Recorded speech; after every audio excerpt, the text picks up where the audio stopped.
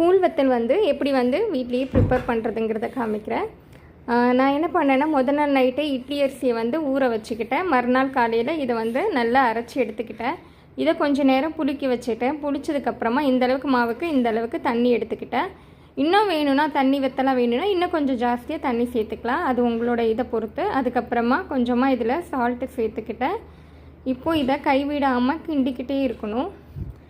கைவிட்டிங்கன்னா உங்களுக்கு வந்து பிடிச்சிரும். ஸோ அடி பிடிக்காமல் கிண்டிகிட்டே இருக்கணும். ஜீரகம் வேணும்னா ஜீரகம் ஆட் பண்ணிக்கலாம். சில பேர் மிளகாய் கூட அரைச்சி ஆட் பண்ணுவாங்க. ஸோ இது குழந்தைங்க சாப்பிட்றதுனால என்ன ஆட் பண்ணலை. இப்போது தொட்டிங்க அப்படின்னா கையில் ஒட்டாமல் வரும். அதுதான் வந்து கரெக்டான ஸ்டேஜு. இப்போது வந்து ஒரு காட்டன் துணியை விரிச்சிட்டு அதில் வந்து கூழ் வத்தலை வந்து நம்ம இப்போ வந்து போட்டு எடுக்கணும்.